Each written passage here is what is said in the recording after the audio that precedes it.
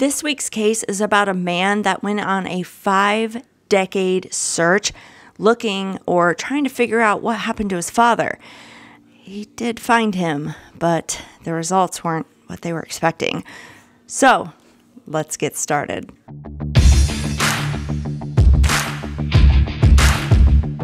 Hello everyone, my name is Brandy and it's time for another true crime case or mystery or another type of story with one or more of my fabulous felines.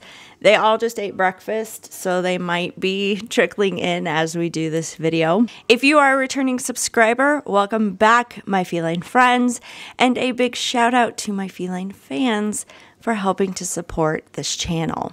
So just an FYI, there's currently the scam going on out there right now. Someone will make a web page or a social media page saying that they're impersonating a YouTube channel, and then they'll reach out to whoever likes it or whatever and says that you want a prize and that it directs you to this website, and it's probably just it's a scam to get your information.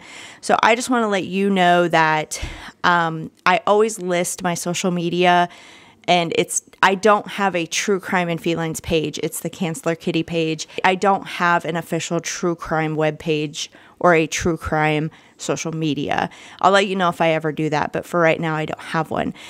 And I will probably, unfortunately, never do any giveaways or anything because there is a lot of rules and regulations surrounding that because it's considered like a lottery. So it's just easier to offer you discounts in my merch shop. So speaking of merch, it is now very, very much cooler weather now, and it's hoodie season. Hoodie season is back. It's my favorite. So go to the merch site. Everything is on sale, and there is $15 t-shirts, and it's through 10/24. I did put in the feline festive shirt with our darling Freddie, so you can have it for the Christmas season. I'm sorry, I'm working on new designs. I just haven't had a chance to put some of these designs on paper, but I'm working them out. But if you have any suggestions on new designs, I'd love to hear it. So anyway, the case that we're talking about today really interested me because my dad grew up not knowing who his father was. And I went in a multi-decade mission to figure out who his biological father was. I started when I was in my 20s, and I didn't solve it until 2019. We now know who my biological grandfather was, and unfortunately he passed away in 1998, but mystery solved. That's the important part, right? And we were able to get in touch with that side of the family and meet some fabulous people. The amazing things you find during genealogy research is just fascinating. I found a bit of true crime in the family as well. But that is a story for another time. Today, we are talking about the Carroll family. George Carroll was born in 1933 and served as an Army corporal in the Korean War. George would go on to marry a woman named Dorothy in 1952, and they had their first child, a daughter named Patricia. In 1954, they had a second daughter named Jean. In 1955, George and Carroll decided to move to a small cottage in an isolated road in Lake Grove, Long Island, New York.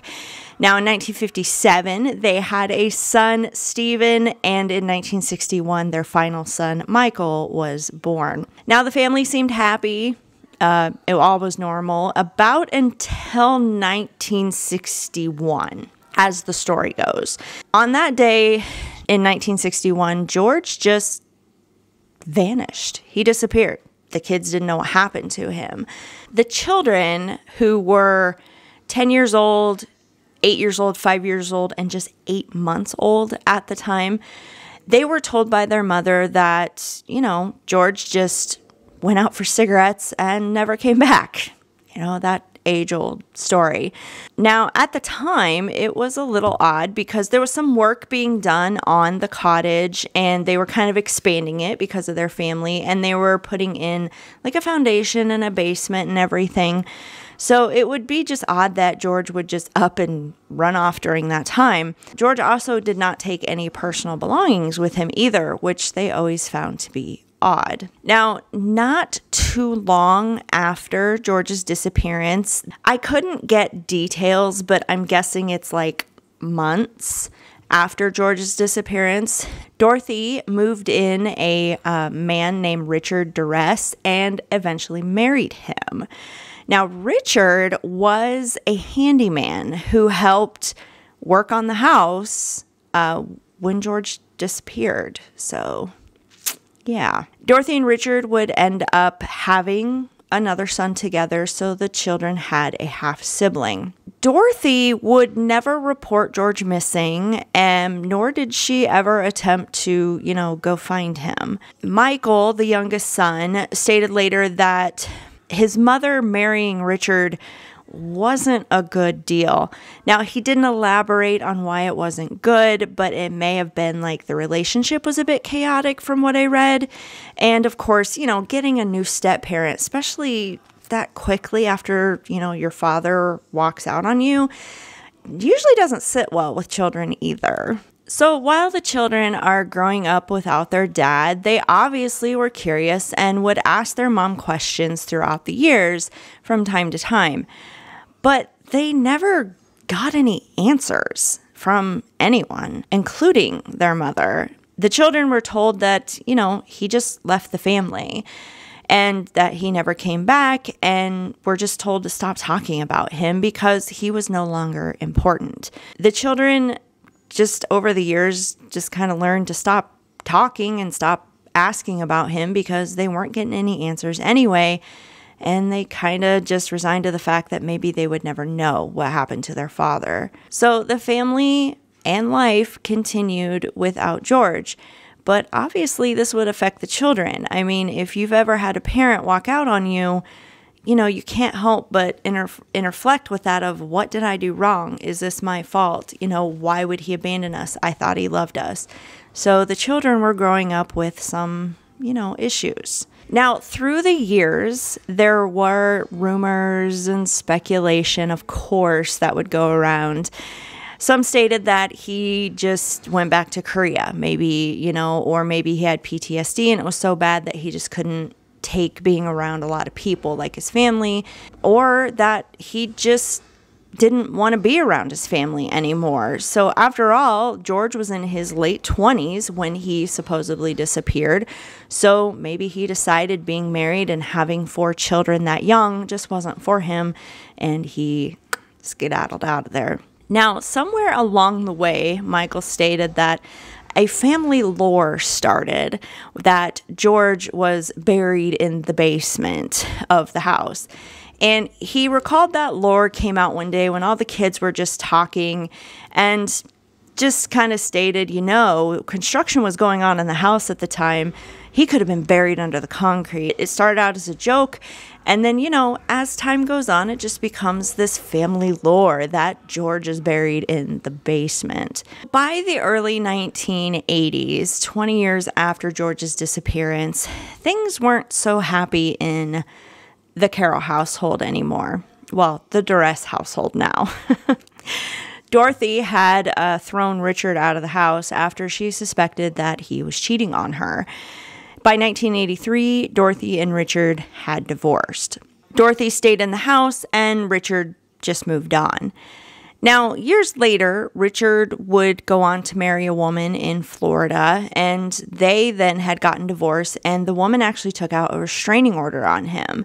He was known to be a little violent, and apparently there was some domestic abuse situation. That was interesting to know. After the divorce, Richard would just move to Mexico and just kind of disappear for a while. Now, Jean, the second oldest daughter, thought about her father often. She was 8 years old at the time he disappeared. So even as an adult, she would pray daily that she'd eventually know what happened to him. At least, is he alive? Is he dead? Why did you walk out? Stuff like that. Stephen and Michael, the youngest sons, wanted to find answers as well. So the whole family was kind of on this detective mission when they had time. In 1998, Dorothy became ill from cancer, and it was inevitable that it was terminal. So Michael had urged his mother to tell him what really happened to George. Dorothy would just repeat herself like she did all these years and just said, he went out and he never came back. Michael would keep pressing her pretty much while she was on her deathbed, even telling her, look, no matter what happened, no matter, the story, we're not going to feel any different about you, Mom. We just would like answers. And Dorothy just told him, stop asking. It's no longer important. Dorothy would pass away soon after, and Michael would purchase the Lake Grove house from her estate, and he would move in there with his sons. Stephen and Michael spent years talking to neighbors, talking to family, friends, just trying to put together any pieces of information they can.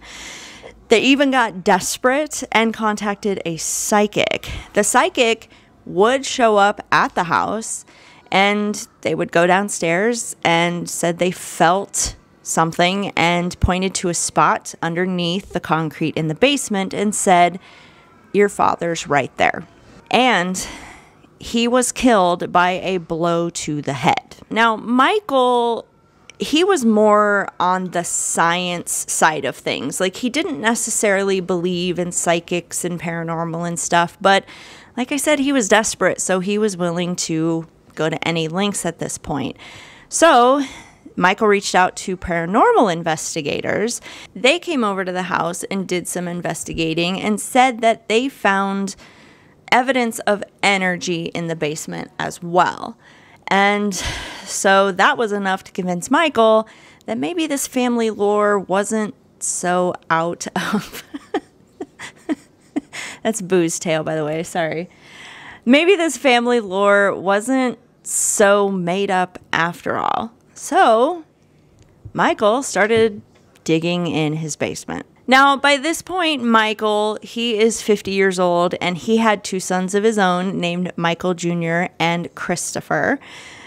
Michael would ask his sons to come help, and his sons did because, they knew how important this was to not only Michael, but the entire family. Now, unfortunately, when Michael dug under the spot where the psychic pointed, he did not find anything. But since he had already kind of tore up his basement floor in that area, he thought, I'm going to keep going. Again, he's kind of a science guy. Psychic, paranormal might not be an exact thing, so he decided he's just going to tear up the whole entire basement. Now, during this excavating, Michael would run into various issues, and because he was basically in danger of destroying the entire foundation of the house with his digging. It would take several more years of setbacks and stops and starts and everything, but Michael and his sons just kept plugging along. Now, in 2018, Michael got word that his former stepfather, Richard, had moved back to the States from Mexico and was living in Texas. Michael had reached out to Richard, and Richard agreed to meet with him. Now, Michael planned to ask Richard if he knew anything about George's disappearance and was hopefully finally going to get some answers. Unfortunately, in June of 2018, Richard passed away from, I'm guessing, a heart attack or something. It was sort of sudden. And he passed away the day before Michael was set to meet with him. Michael was going to fly in and meet with him, but he passed away a day before that. Now that both Dorothy and Richard were gone, all Michael could do was follow his gut. He had to know, is my dad under this basement floor? So he kept digging. Now, because, the foundation issues and stuff, Michael decided that he called somebody with ground penetrating radar equipment and had them kind of go through the basement, because that would give them an idea of where to dig, and maybe he wouldn't destroy his entire house doing this. So the guy came in with the radar equipment, and the radar equipment did pick up some disturbed earth that was about 6 feet below this one spot in the basement. So they focused their energy on this one spot. It was actually through a cinder block wall, and it used to be an old part of like a water well. So it was kind of an unusual spot, but they started digging. So months later, in October of 2018, Michael was actually recovering from a stroke, so he wasn't working in the basement. He was upstairs in the house resting while his sons were digging in the basement.